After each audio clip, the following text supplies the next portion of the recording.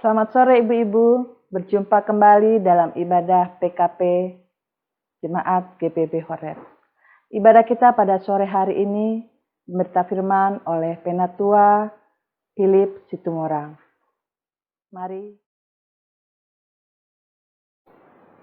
Mari kita berdiri, kita menyanyikan himne PKP.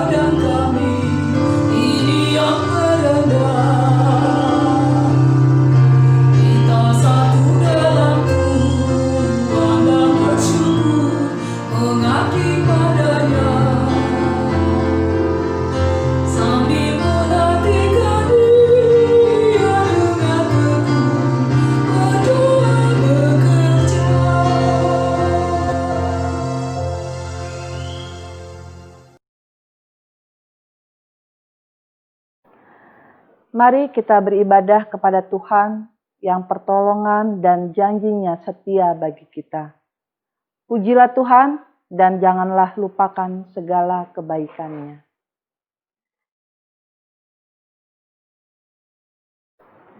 Ibu-ibu yang terkasih, marilah kita menghadap dan menyembahnya serta memuliakan namanya karena kasih setianya besar atas kita. Kita angkat pujian dari Kidung Jemaat 15, bait pertama dan kedua, berhimpun semua.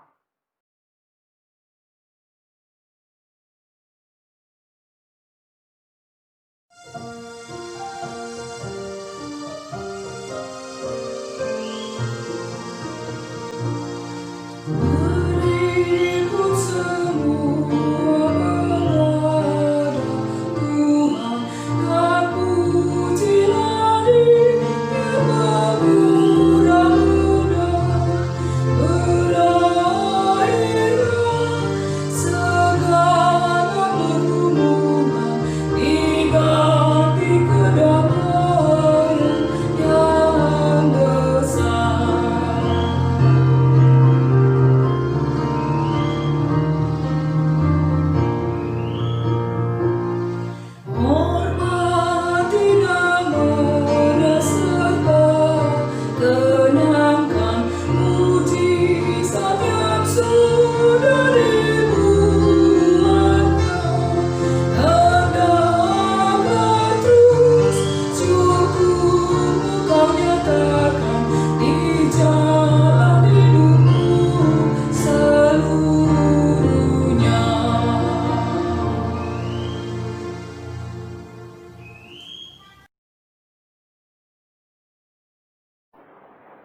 Mari kita berdoa.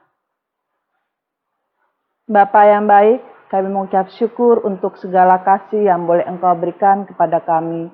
Di sore hari ini, Engkau juga boleh memberikan waktu kepada kami untuk kembali beribadah kepadamu.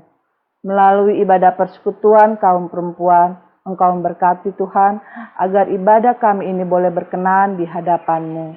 Terima kasih Bapa, terpujilah nama-Mu kekal untuk selama-lamanya. Amin.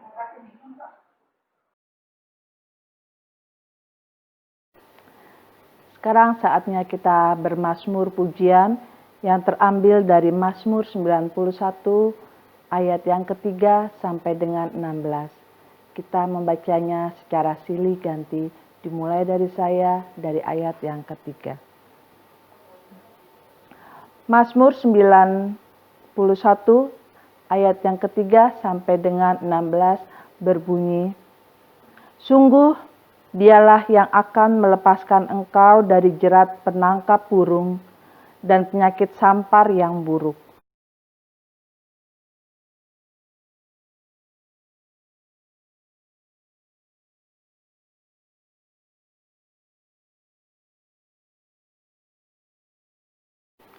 Engkau tak usah takut terhadap kedahsyatan malam, terhadap panah yang terbang di waktu siang.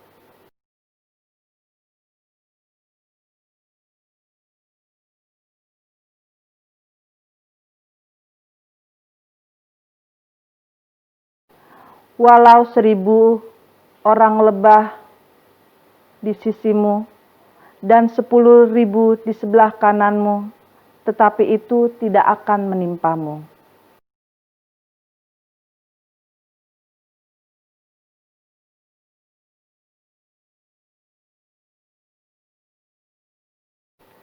Sebab Tuhan ialah tempat perlindunganmu, yang maha tinggi telah kau buat tempat perteduhanmu.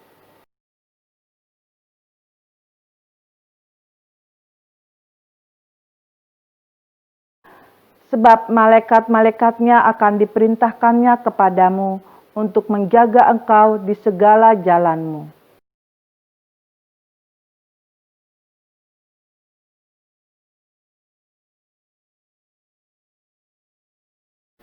Singa dan ular tedung akan kau langkahi, engkau akan menginjak anak singa dan ular naga.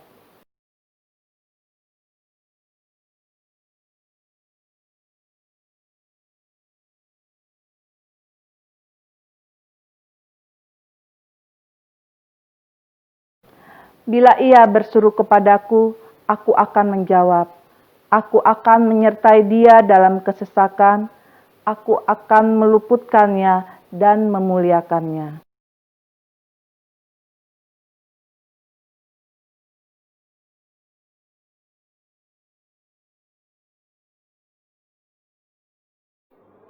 Sebelum kita mendengarkan firman yang akan diberitakan oleh Bapak Penatua Philip Situmorang, kita angkat pujian dari Kidung Jemaat 49, bait pertama dan bait kelima, Firman Allah Jayalah.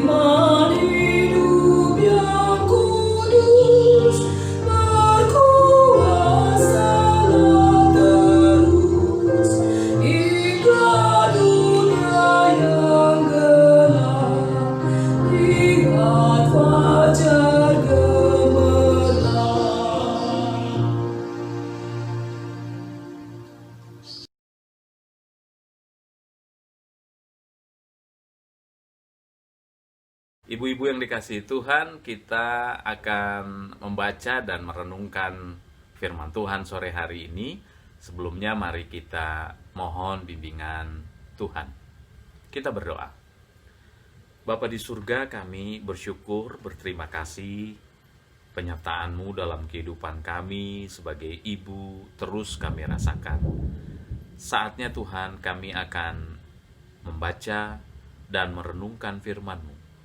Kuasai kami dengan Roh Kudus, agar firman yang kami baca dan kami renungkan boleh membuat kami mengerti, bahkan menegur dan menguatkan kami menjalani kehidupan sehari-hari. Berbicaralah Tuhan, karena kami semua siap mendengar. Dalam nama Tuhan Yesus, amin.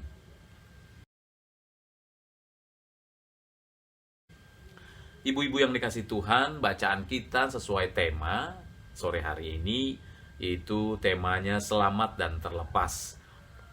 Diambil dari surat 1 Tesalonika ayat 4, maksud saya 1 Tesalonika 4 ayat 7 sampai ayat 12.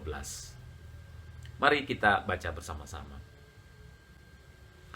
Allah memanggil kita bukan untuk melakukan apa yang cemar, melainkan apa yang kudus. Karena itu siapa yang menolak ini bukanlah menolak manusia, melainkan menolak Allah, yang telah memberikan juga rohnya yang kudus kepada kamu. Tentang kasih persaudaraan tidak perlu dituliskan kepadamu, karena kamu sendiri telah belajar kasih mengasihi dari Allah. Hal itu kamu lakukan juga terhadap semua saudara di seluruh wilayah Makedonia. Tetapi kami menasihati kamu, saudara-saudara, supaya kamu lebih bersungguh-sungguh lagi melakukannya. Dan anggaplah sebagai suatu kehormatan untuk hidup tenang, untuk mengurus persoalan-persoalan sendiri, dan bekerja dengan tangan seperti yang telah kami pesankan kepadamu. Sehingga kamu hidup sebagai orang-orang yang sopan di mata orang luar dan tidak bergantung pada mereka. Demikianlah pembacaan kita sore hari ini, pembacaan firman Tuhan. Berbahagialah mereka yang membaca, merenungkan, dan melakukan dalam kehidupan sehari-hari. Terpujilah Kristus, haleluya.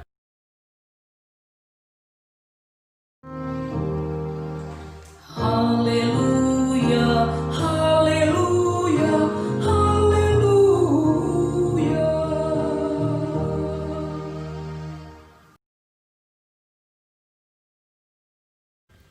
Ya, ibu-ibu yang dikasihi Tuhan, kita memang masih mengikuti anjuran pemerintah untuk melaksanakan ibadah di rumah-rumah dengan menjaga jarak.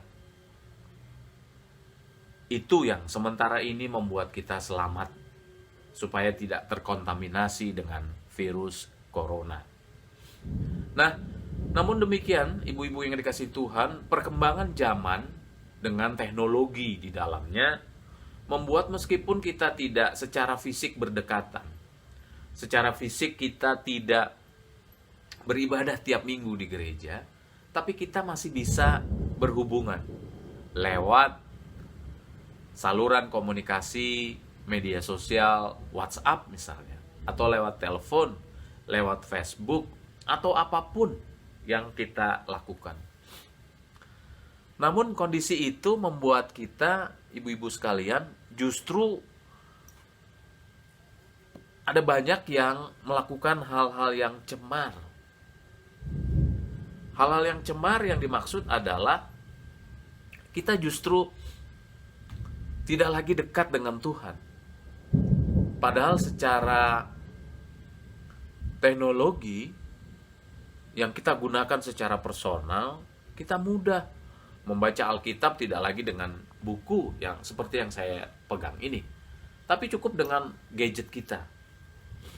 Tapi justru pikiran kita tidak lagi berfokus pada Allah, sehingga terdistraksi atau terganggu dengan misalnya ketika kita mau baca Alkitab, wah sudah ada pesan yang masuk. Ketika kita ingin serius merenungkan firman Tuhan, kita justru terganggu dengan pesan-pesan yang masuk, atau ada order yang kita masuk. Cemar yang dimaksud bisa juga terjadi seperti itu, ibu-ibu. Tapi cemar yang dimaksud oleh Paulus dalam tulisan suratnya kepada jemaat Tesalonika adalah jemaat Tesalonika sudah mengenal Kristus sebagai juru selamat. Panduan-panduan hidup dalam Kristus sudah diberitahu mulai dari pasal 4 ayat 1 sampai pasal 6. Sampai ayat 6 maksud saya. Kita diberitahu, Paulus memberitahu kepada jemaat di Makedonia, termasuk di Tesalonika ini, untuk tetap hidup dalam firman Tuhan. Tapi anugerah keselamatan itu justru direspon dengan yang berbeda. Berbedanya gini, memahami bahwa oh iya saya sudah selamat karena firman Tuhan, tapi kemudian udahlah saya harus ikut kebiasaan-kebiasaan hidup yang pada zaman itu orang justru mudah berhubungan satu dengan yang lain. Istri A berhubungan dengan suami B, dan seterusnya. Paulus menekankan atau menegur kepada jemaat di Makedonia, ayo ingat kembali ketika kalian mempercayakan Kristus, bahwa kekudusan itu penting, harus dijaga. Tidak boleh kita melanggar firman-Nya. Ketika kita justru melanggar firman-Nya seperti di ayat 7, kita berbuat cemar, maka kita menolak Allah, bukan menolak manusia. Karena kita sudah percaya kepada Kristus Yesus. Itu kira-kira latar belakang kondisi jemaat Tesalonika pada waktu itu. Sehingga secara khusus Paulus memberikan nasihat. Lembaga Alkitab menerjemahkan dalam Alkitab Bahasa Indonesia di pasal 4, nasihat supaya hidup kudus. Sementara tema kita adalah selamat dan terlepas. Siapa yang tidak mau selamat? Saya mau. Selamat dari COVID seperti ini. Terlepas dari COVID seperti ini. Saya dan keluarga saya. Pasti ibu-ibu juga semua mau selamat dan terlepas. Tetapi kita butuh aturan supaya tetap mendapatkan keselamatan itu. Supaya terlepas dari segala mara bahaya. Apa itu aturannya? Kembali ke firman Tuhan. Yaitu kita diminta untuk mengingat kembali firman Tuhan, mengingat kembali kalau saya pengikut Kristus, maka akan ada hal-hal yang harus ditaati. Tidak hidup cemar, hidup kudus, rajin baca Alkitab, rajin berdoa. Dalam bacaan kita dengan situasi modern saat ini, kita memang tidak bisa berdekatan secara fisik ketika beribadah, kita bisa menggunakan teknologi. Seperti yang saat ini sedang kita lakukan. Tapi justru dengan teknologi membuat hidup kita menjadi cemar.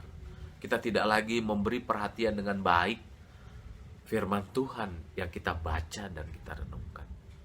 Kita terdistraksi, kita terhambat, kita terganggu dengan hal-hal yang lain. Sehingga fokus kita bukan kepada Allah. Itu yang dimaksud. Bapak Ibu, Allah memanggil kita untuk hidup kudus dan bukan hidup cemar. Menolak hidup berkenan kepada Tuhan sama saja dengan menolak Tuhan. Maka kita harus ingat itu di ayat 8. Dan pada pasal-pasal sebelumnya, Paulus telah memuji jemaat Tesalonika untuk kesetiaan dan ketekunan mereka untuk menghidupi kehidupan Kristen mereka. Nah, pada bagian ini Paulus menasihati jemaat Tesalonika agar mereka lebih bersungguh-sungguh lagi melaksanakan hidup yang berkenan kepada Tuhan. Pengudusan, menjauhi pencabulan, menjauhi kecemaran, menjauhi situasi seperti ini. Kita ibu-ibu di komplek ini, di komplek tempat saya tinggal, rajin mempromosikan makanan. Ibu-ibu, kalau saya baca, kalau istri saya sedang menuliskan, saya sering dikasih tahu, nih loh, chat ibu-ibu di warga. Ya ada juga omongan-omongan yang tidak enak. Saya juga jadi bingung ya. Jualan itu malahan bagus bukan? Kalau dengan situasi seperti ini kita mendapatkan income. Gitu ya. Tapi justru yang lain malah membicarakannya. Tapi di Horeb gak ada. Tapi di komplek ini aja. Gitu ya. Saya sering diskusi dengan Devi istri saya untuk melakukan itu. Nah, Lewat firman Tuhan ini kita diingatkan bahwa tidak hidup cemar. Caranya tadi, menjaga sikap, pikiran. Ketika kita sedang mendengarkan, membaca firman Tuhan, maka kita fokus. Allah suka dengan hal yang seperti itu. Ibu-ibu sekalian, ketika kita ingin selamat dan terlepas dari mara bahaya, maka ada aturan yang mesti kita ikuti. Memang menjalani hidup yang berkenan kepada Tuhan itu gak mudah. Pastilah banyak tantangan. Padahal kita ingin bebas melakukan A, B, C, D. Tidak. Ketika kita terikat dengan Tuhan, maka ada hal yang harus dibayar. Apa itu? Kebebasan kita, ego kita harus berpadanan dengan firman Tuhan. Tidak mudah sekali lagi, tetapi Allah sudah memberikan rohnya yang kita peringati kemarin dengan turunnya Roh Kudus kepada kita anak-anaknya. Kita minta dan mohon kepada Tuhan agar Roh Kudus selalu bersama kita. Bagaimana Roh Kudus bisa bertahta dalam hati kita? Kita hidup dengan tidak cemar, kita hidup dengan kudus. Kita dekat dengan Tuhan lewat pembacaan Alkitab setiap hari. Kita berdoa. Ketika ibadah online seperti ini, kita rajin. Kita ikuti dengan baik sehingga kita mendapatkan berkatnya. Itulah yang mendatangkan kita hidup berkenan. Sehingga kita selamat, sehingga kita terlepas dari mara bahaya. Ibu-ibu yang dikasihi Tuhan, kehidupan masih panjang. Situasi seperti ini kita tidak tahu sampai kapan. Kita butuh selamat, kita butuh terlepas dari hal-hal yang bisa membahayakan hidup kita. Bagaimana itu bisa terjadi? Mari kita hidup tidak cemar, kita hidup kudus, sehingga kita boleh berkenan kepada Tuhan. Amin. Sebagai respon kita terhadap firman yang sudah kita dengar, mari kita angkat pujian dari Kidung Jemaat 467 bait pertama dan ketiga, Tuhanku bila hati kawanku.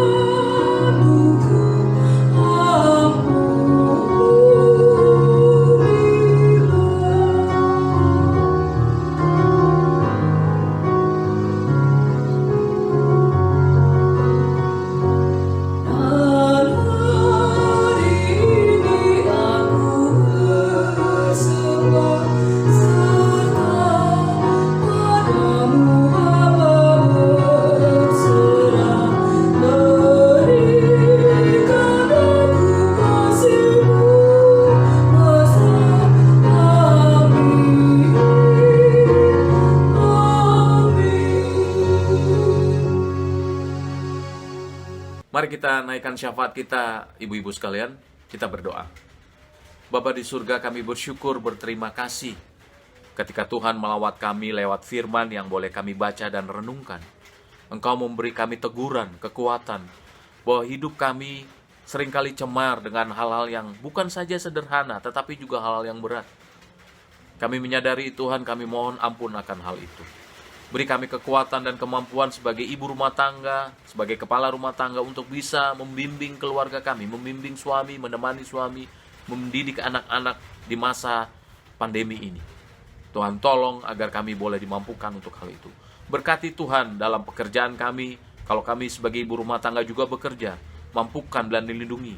Berkati juga keluarga kami, suami, anak-anak Tuhan, dalam pekerjaan mereka, dalam masa sekolah mereka di rumah. Tuhan menolong mereka semua. Kami mau berdoa untuk bangsa dan negara kami, para pemimpin negara ini. Tuhan tolong, beri hikmat, agar para pemimpin boleh bisa mengatasi persoalan pandemi ini. Engkau menolong masa ekonomi ini Tuhan, sosial, agar kami juga boleh tetap terpelihara dengan berkat-berkat Tuhan. Engkau menolong saudara-saudara kami yang dalam kekurangan, yang dalam masa ketidakmampuan mereka. Tuhan menolong mereka. Bapa di surga, kami juga berdoa secara khusus untuk gereja kami. Tuhan menolong pemimpin gereja kami, para majelis PHM, presbiter, pengurus-pengurus Pelkat, secara khusus Pelkat PKP. Tuhan menolong mereka dalam masa-masa seperti ini, menyiapkan ibadah-ibadah online. Berkati mereka Tuhan. Terima kasih Tuhan. Kami mau berdoa juga untuk para tenaga medis, dokter, mereka yang sakit oleh karena pandemi ini. Tuhan menolong mereka, agar mereka tetap dibebaskan, terlepas dan selamat. Kami menyerahkan semua kehidupan kami ke dalam tangan Tuhan, biarlah Engkau memberkati kami.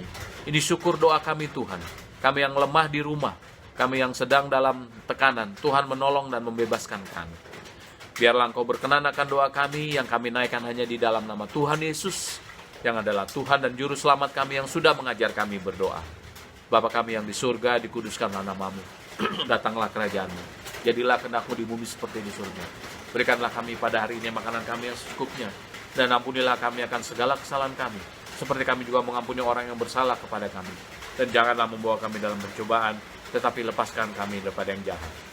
Karena Engkaulah yang mempunyai kerajaan dan kuasa dan kemuliaan sampai selama-lamanya. Amin. Ibu-ibu yang terkasih, mari kita ungkapkan syukur hati dengan memberi bagi pelayanan gereja. Dengan mengingat kitab Amsal 11 ayat 24 sampai dengan 25 yang berbunyi, ada yang menyebar harta tetapi bertambah kaya. Ada yang menghemat secara luar biasa namun selalu berkekurangan. Siapa banyak memberi berkat, diberi kelimpahan. Siapa memberi minum, ia sendiri akan diberi minum. Tuhan memberkati persembahan ibu-ibu sekalian. Kita angkat pujian.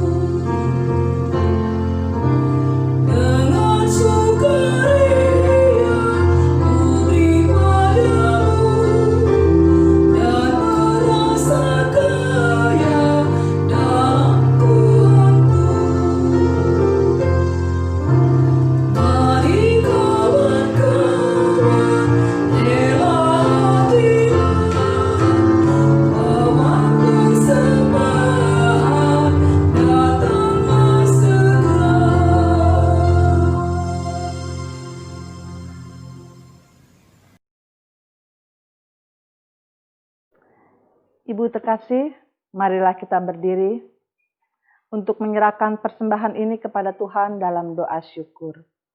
Mari kita berdoa.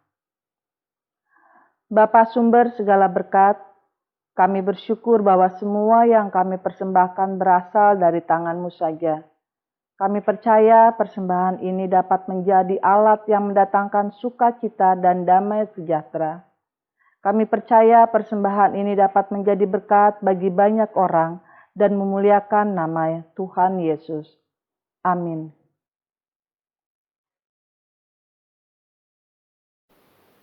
Mari ibu-ibu sekalian, sebelum kita menerima berkat, kita angkat pujian dari Kidung Jemaat 424, bait pertama dan keempat. Yesus menginginkan daku.